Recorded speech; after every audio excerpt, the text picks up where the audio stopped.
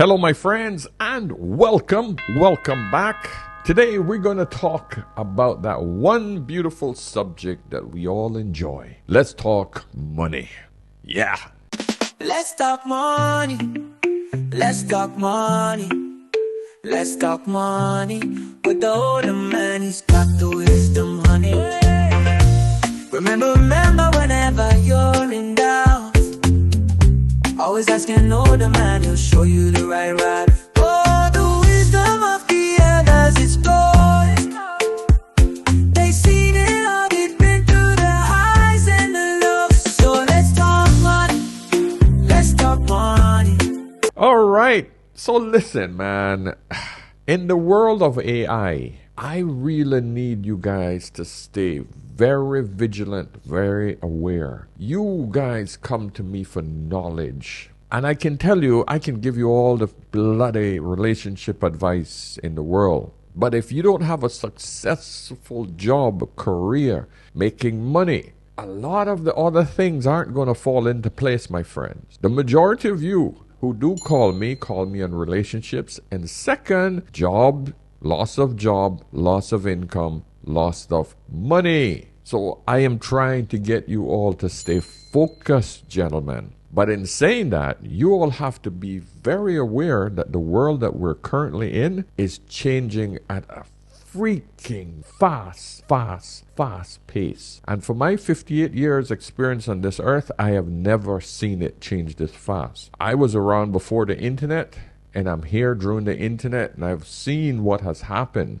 I wish I had taken heed when the internet was coming up and running. I could have been a billionaire by now, but I was one of those that, no, I don't understand it. I don't really push much money into it, and I just stuck to my conventional way of thinking for too long. But now we're in the age of AI, and for the first time in history, we are now creating something that's going to make something else smarter than us. So we're pretty much screwed. But I say that with some humor, but it's a nervous laugh because we've never done this before. We humans have always created tools to help us, and all of these tools needed our guidance. All of these tools needed us to interfere to run them. And more importantly, none of those tools have ever been smarter than any of us. Until now, we're now creating a technology that is smarter than us. Because what is it that makes us humans far superior than any other species that exists? This, our intellect. But for the first time, we have created something that is smarter than us. That has never been done in history. And then combine that with robotics. Ooh, my friends, you better be aware of what's going on. So for all of you that are following me and understanding that, hey, this is a man that's teaching you some knowledge, I look at the world in a big picture perspective. I do not do tunnel vision, my friends. I do not just focus on one area of life. It's not all about relationships. It's not all about fitness. I look at what's important and how it's going to influence each and every one of us. So this is a segment that's a wake-up call to get you guys aware and to get you guys focused. This segment is to get you guys to be aware that, hey, I have to look and try to find opportunities that's going to keep me ahead of the game in this incredibly fast-paced changing world called AI. Because we have entered into a whole new era of life. And your job, and your job, and your job, and your job, and your job, and your job, and my job, well, I don't have a job, but even content creating is under threat. So in this segment, that's what I want you guys to wake up and be aware so that you can make the necessary changes that will keep you in the game of life, my friends. So let's look at this first video. This machine does the work of several construction workers. It lays down the concrete in layers and can build 4 square meters of wall per hour. That's how Europe's largest 3D printed building is being constructed, an industrial building without windows. Site manager Shikaezi Ugwu from Nigeria, who studied in Germany, is happy with the progress. But when you talk about sophisticated buildings like this, where you have this type of architecture, where you have a wavy architecture and all that, and you have to create a special type of formwork for this, then we are more than 3 times faster than conventional building.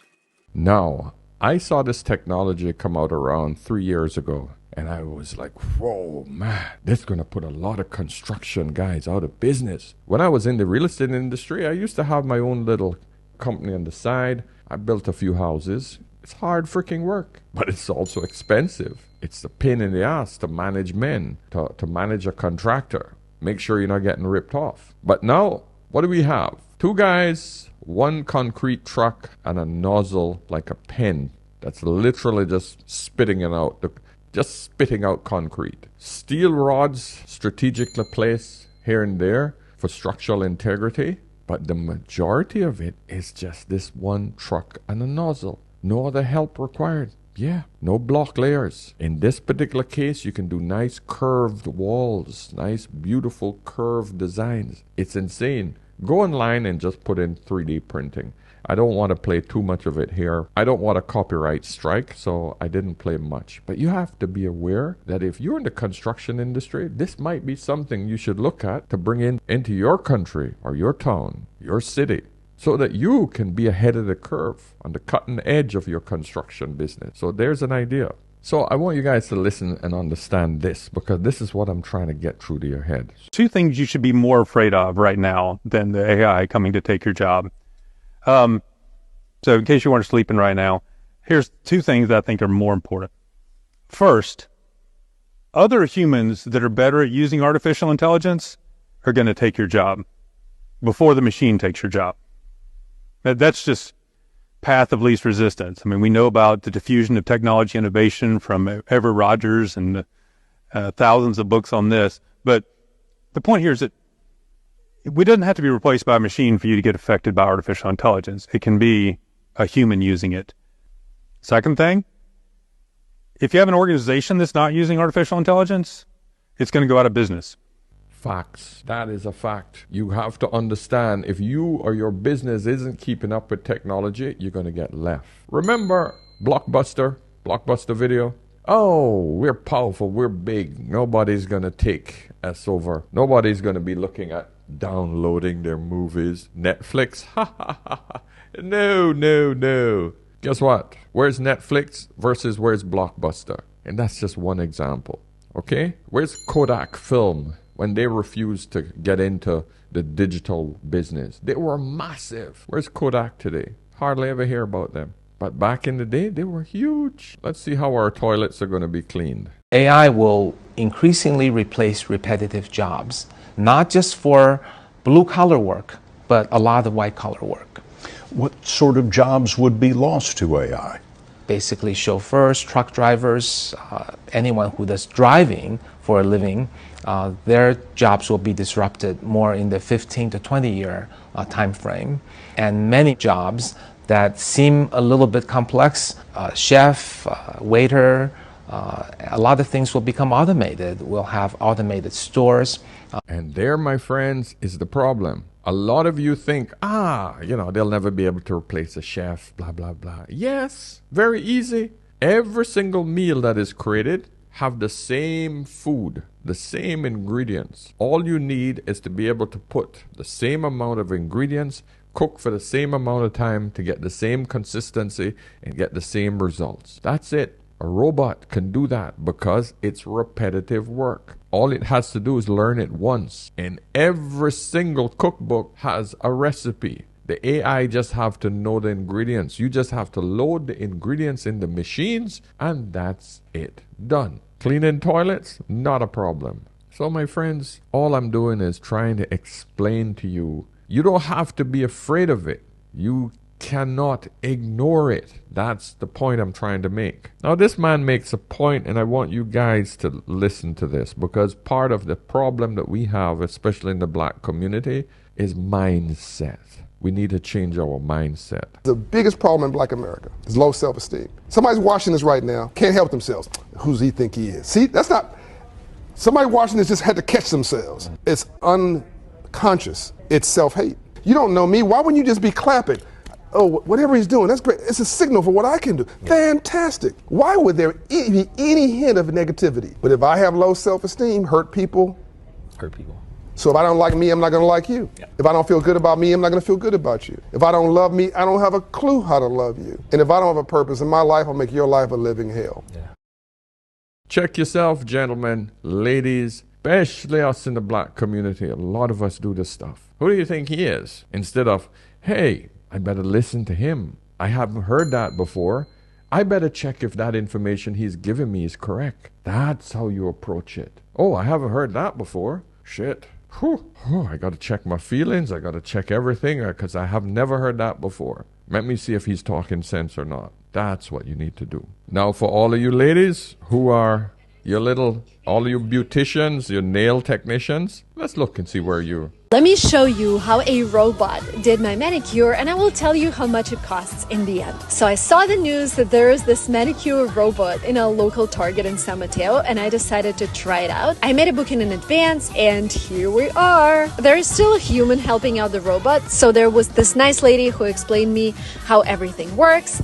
I chose the color, she loaded it, and the process started. By the way, I had my gel on and I wanted to update the color, and the robot is perfectly fine with that. So you put your finger into the machine and it analyzes where the nail is and then starts applying the nail polish. It reminded me of 3D printing. It's very important that you don't move your finger after it's done its scanning, because otherwise the result might not be too precise. The overall process took around 10 minutes and I paid $8 because it was my first visit. If I decide to do it for the second time, it's going to cost me $10. What do you think? Does this robot have a future? $8. You guys see any opportunities there? Gentlemen, get a couple of these machines, get them out in the malls. Whoo! Yeah, you know how women are with their fingernails. For $8, they want to save that money? Yeah, they're going to pay. They'll do it.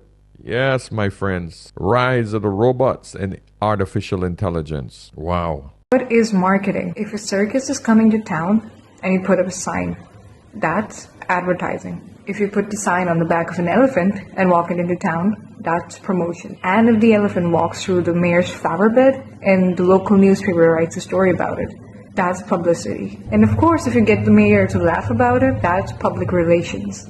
But if you tell them about the various entertainment booths you'll have, the fun they're going to have, answer their questions, that's sales. And if you planned the entire thing, that's marketing.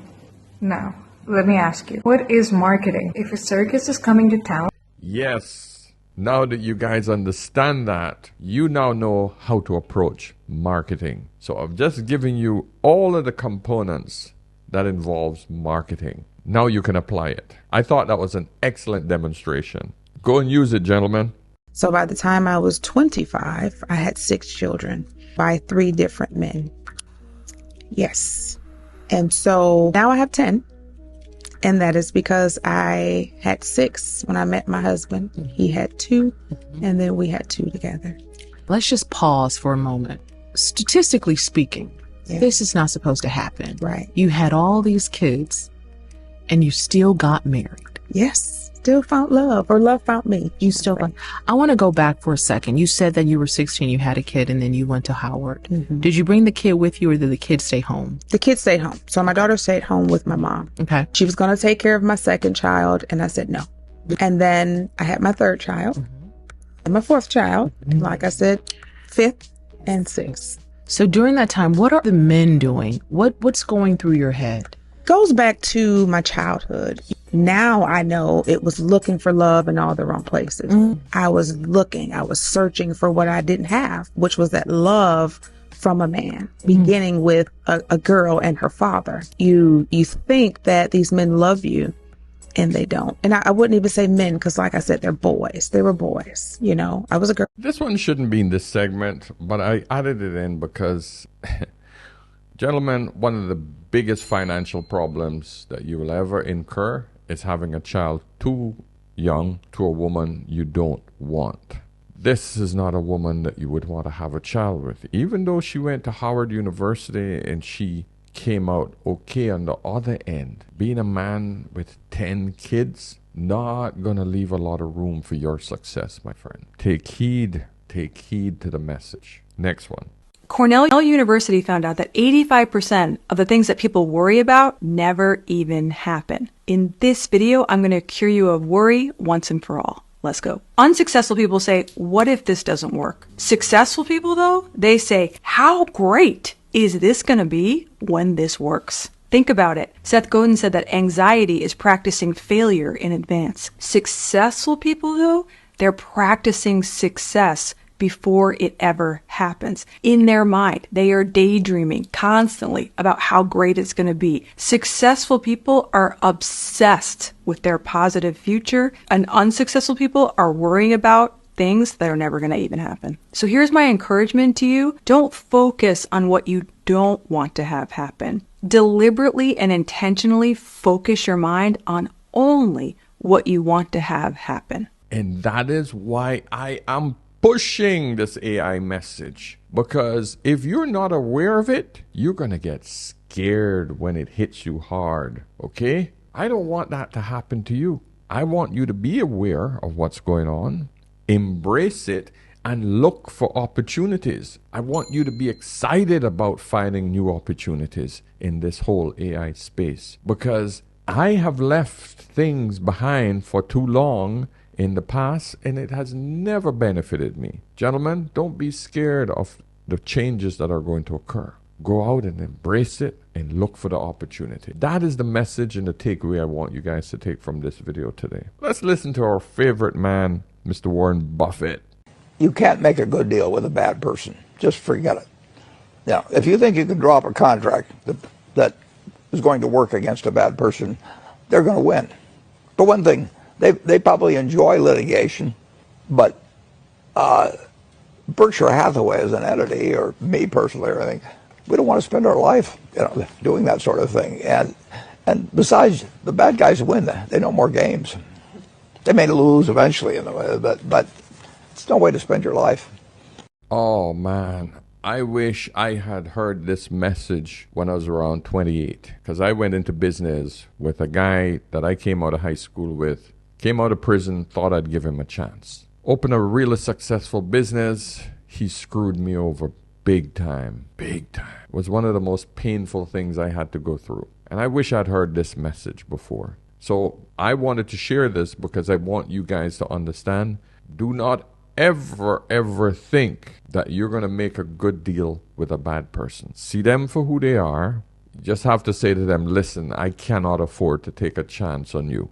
I know it's hard, and I'm sure you're going to make a good judgment call. I'm not saying that every person who've gone to prison is a bad person, but you have to look at these things very carefully, my friend. Who you get into bed with is important to you, because they could break you, and that includes a wife, because that's one of the biggest business arrangements you're going to make for your life, all right? So a bad bee isn't someone you want to get into business with, because a marriage is a business. Yes, it has components of emotions and love and union, but it is a business. Once you sign a freaking contract, my friend, it is a business. So I don't want to hear the religious part of you coming out, oh, it's a God thing. No, yes, that's part of it. But on this earth, it is a business. Do not get into bed with bad people. Simple. All right, guys, I'm going to leave it there today. Thank you so much. If you reached this point, give me a thumbs up on this message. Subscribe if you haven't. If you guys want to book a session with me, get me over on askanolderman.com. Let's have a chat. Let me help you with your relationship. Let me help you with your job prospects. Let me talk to you like that uncle that you never had, that dad you never had. Okay, if you need help with your YouTube channel, you've seen my channel is blowing up. This isn't an accident, my friends. There is strategy behind all of this, okay? Let me help you with your YouTube channel, okay? And if you have a quick question, get me over on Instagram on Ask an Older Man. So until next time, remember, whenever in doubt, always ask an older man. All right? I'll see you in the next one. Cheers.